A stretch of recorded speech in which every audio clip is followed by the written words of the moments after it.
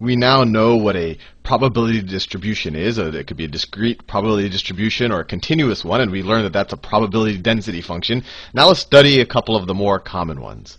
So let's say I have a coin, and it's a fair coin, and I'm going to flip it 5 times. Flip 5 times, and I'm going to define my random variable x. I'll make it a capital X. It equals the number of heads. Number of heads I get after 5 flips. After 5 flips. Maybe I flip them all at once. Maybe I have 5 coins and I flip them all at once and I just count the heads. Or I could have 1 coin and I could flip it 5 times and see the number of heads. It actually doesn't matter. But let's say I have 1 coin and I flip it 5 times, just so we have no ambiguity. So this is my definition of my random variable. As we know, a random variable, it's a little different than a regular variable. It's more of a function. It assigns a number with an experiment. And this one's pretty easy. We just count the number of heads we got after 5 flips, and that's our random variable x. Let's think about a little bit of what are the different probabilities of getting different numbers here. So what is the probability? What is the probability that x, big capital X, is equal to 0? So what's the probability that you get no heads after 5 flips? Well, that's essentially the same thing as the probability of getting all tails, right? This is a bit of a review of probability. You'd have to get all tails. And what's the probability of each of these tails? What's 1/2?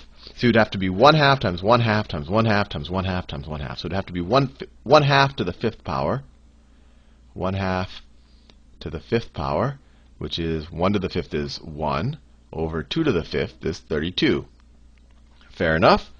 Now what's the probability? And this will be, I'm going through all of the, a little bit of a probability review. Just 'cause I think it's important just to get the intuition of where we're going now and how you actually form a discrete probability distribution. Now what's the probability? What's the probability that you get exactly 1 head? Well, that could just be the first head, right? It could be heads, then tails, tails, tails, tails, tails. Or it could be the second head. It could be probability of tails, heads, tails, tails, tails, and so forth. This 1 head that you get, it could be in any of the 5 spots, right? So what's the probability of each of these situations? Well, the probability that you get a head is 1/2. Then the probability of your tail is 1/2. Times 1/2 times 1/2 times 1/2. So the probability of each of these situations is 1 over 32, just like the probability of this particular situation. In fact, the probability of any particular order of heads and tails is going to be 1 out of 32. There's actually 32 possible scenarios, right? So the probability of this is 1 out of 32. The probability of this is 1 out of 32. And there's 5 situations like this, because the heads could be in any of the 5 spots. So the probability that we have exactly 1 head is equal to 5 times 1 over 32, which is equal to 5 over 32. Fair enough. Now it gets interesting. What is the probability? I'll do each of these in a different color. What is the probability that my random variable is equal to 2? So I flip the coin 5 times. What is the probability that I get exactly 2 heads? Now it becomes a little bit interesting. So what are all the situations? I could have heads, heads, tails, tails, tails. I could have a head, tails, heads, tails, tails. And if you think about it, there's these 2 heads, and they can go in a bunch of different places, and it starts to get a little bit confusing. You can't just think of it in kind of the scenario analysis like we did here. You can, but it becomes a little bit confusing. Well, you have to realize one thing. Each of the scenarios, there's a 1 out of 32 probability, right? 1/2 times 1/2 times 1/2 times 1/2 times 1/2. So that's a 1 out of 32 probability, right? Each of those. Now we have to think about how many of these scenarios satisfy our condition. 2 heads. So essentially we have, you can imagine, we have 5 flips, and we're going to choose 2 of them to be heads. Right? So you can almost imagine like if you had all of the flips sitting around and we had 2 chairs and we said, okay, whichever flips sit in these chairs, they get to be the heads chair, right? Or they get to be the heads flips. And we don't care in order of what order they sit in. And I'm going someplace with this just so you get hopefully a little intuition. And you might want to watch some of the probability videos on this when I talk about the binomial theorem and all of that, because I go into this in a little bit more detail. But if you think about it that way, the binomial coefficient kind of starts to make sense.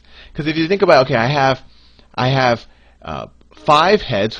I have 5 flips. Sorry, who's going to sit at which flip is going to be the first heads?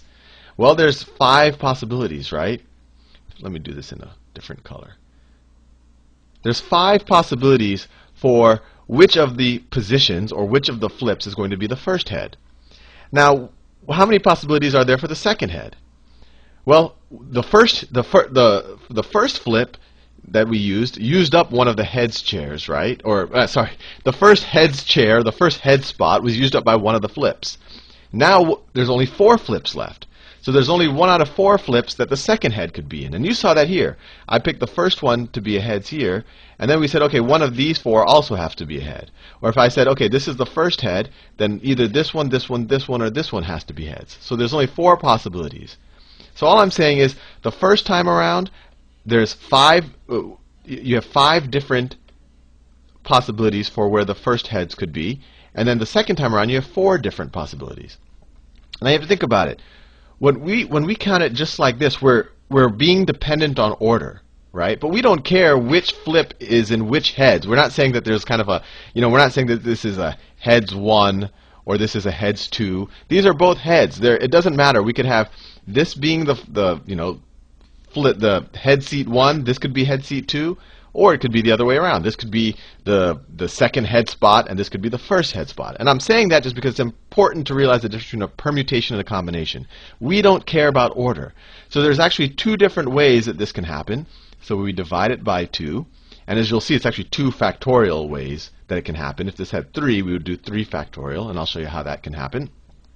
And so this will be equal to 5 times 4 is 20 divided by 2, which is equal to 10. So there's 10 different combinations out of the 32 where you have exactly 2 heads. So 10 times 1 out of 32 equal to 10 over 32, which is equal to what? 5 over 16. 5 over 16. Now what is the problem? And actually, let me write this in terms of a binomial coefficient. This up here, that number right there, if you think about it, that's the same thing as 5 factorial over, what's 5 times 4? 5 factorial is 5 times 4 times 3 times 2 times 1. So if I just want 5 times 4, what I can do is I divide 5 factorial divided by 3 factorial. Right? This is equal to 5 times 4 times 3 times 2 times 1 divided by 3 times 2 times 1. And you're just left with the 5 times 4. So this is the same thing as that. And then, since we didn't care about order, we wanted the 2 here. And it actually turns out that it's 2 factorial. And I'll show you that in a little bit. It's 2 factorial times 1 over 32. This was a probability that our random variable, that we have exactly 2 heads. Now what's the probability that we have exactly 3 heads? The probability that x is equal to 3. So by the same logic, the first head spot can be taken by one of the 5 flips. Then the second head spot could be taken by one of the 4 remaining flips. And then the third head spot could be taken by one of the 3 remaining flips. And then how many different ways can I arrange 3 flips? In general, how many ways can you arrange 3 things? And it's 3 factorial. And you could work that out, or you might want to watch the probability videos where I work that a little bit better.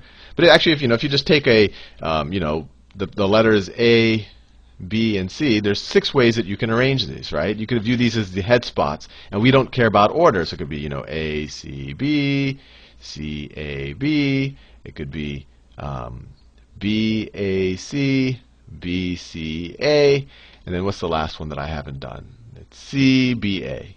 Right? There's 6 ways to arrange 3 distinct things. We're dividing by it because we don't want to double count these 6 different ways, because we're viewing them all as the same thing. Not in this case, but in the case of we don't care which flip is sitting in which head spot. So that's why I got the 3 factorial. And this is the same thing. 5 times 4 times 3, this could be written as 5 factorial divided by 3 factorial, and then this is divided by 3 factorial. This one is this one. And so this is equal to, I don't know what that's. See, 3 factorial is equal to 3 times 2 times 1. The 3's cancel out. This becomes a 2. This becomes a 1. Once again, 5 times 2, so it's 10.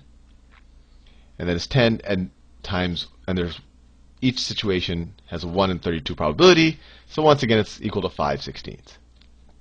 And that's interesting. The probability that you get 3 heads is the same as the probability you get 2 heads. And the reason that, well, there's a lot of reasons why that's the case, but if you think about it, the probability of getting 3 heads is the same thing as the probability of getting 2 tails, right?